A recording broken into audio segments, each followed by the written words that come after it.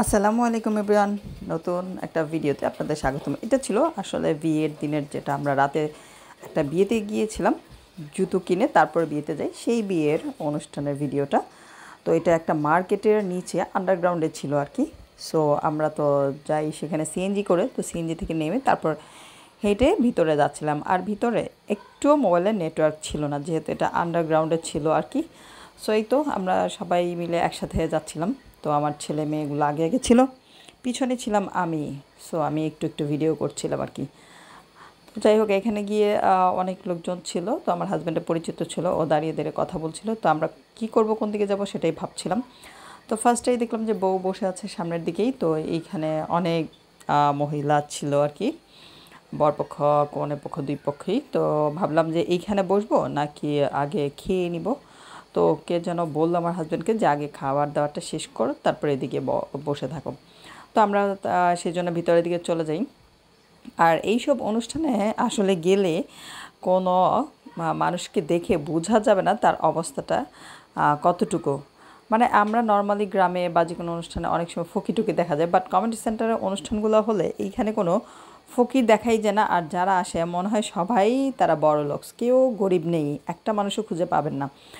আর আরেকটা কথা হলো, মানে যারাই বিয়েতে অনুষ্ঠানে আসে না কেন, সবাই একটু এক্সট্রাভাবেই সেজে আসে বা একটু ভালোভাবে আসে, যেন তাদের অবস্থাটা বোঝা না যায়। এই জন্য হয়তো বা আরও বেশিই বোঝা যায় না। তো যাই হোক, বিয়ের অনুষ্ঠান বলে কথা, সবাই সবার যতটুকু আছে ততটুকু দিয়েই হয়তো বা রেডি হয়ে আসে। তো আমরা খেতে বসে পড়লাম। তো এই তো খেতে বসে আমার ছেলে ও খাবে ভাব ভাব বলছিল। তো এইদিকে আমার মেয়ে ছিল, মাঝখানে আমি ছিলাম, তার আমার আরেক পাশে আমার ছেলে ছিল।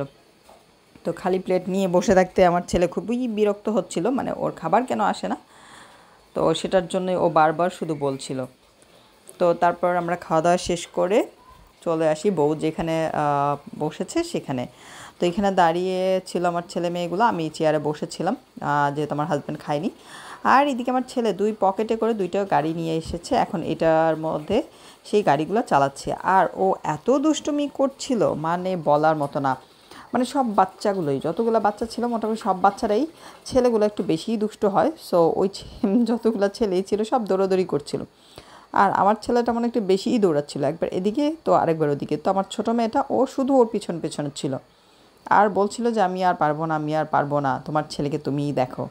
কিন্তু তারপরে আবার ওই গিয়ে নিয়ে এসেছিলো, যেহেতু ওইদিকে সব জেন্টস লোকগুলো দাঁড়িয়ে ছিল, তো ওই দিকেই চলে যাচ্ছিলো ও।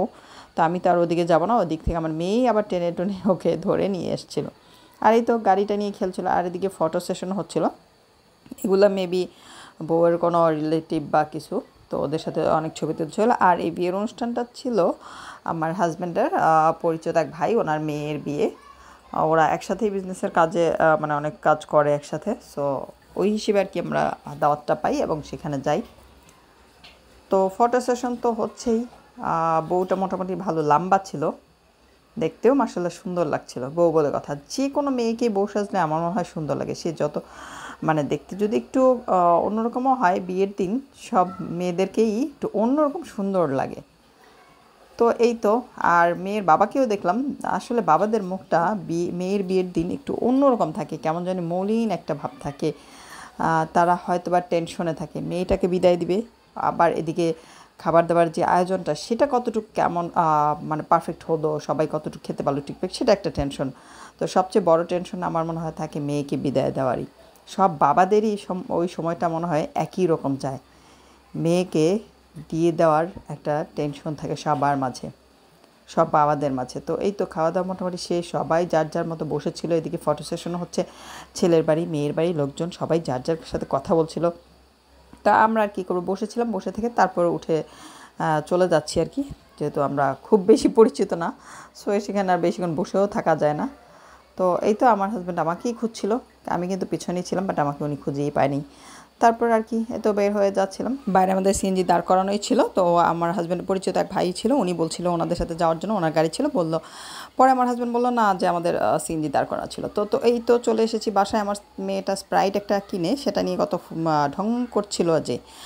আর এই তো, ভালো লাগলে অবশ্যই চ্যানেলটা সাবস্ক্রাইব করে লাইক করবেন, শেয়ার করে পাশে থাকবেন। আল্লাহ হাফেজ।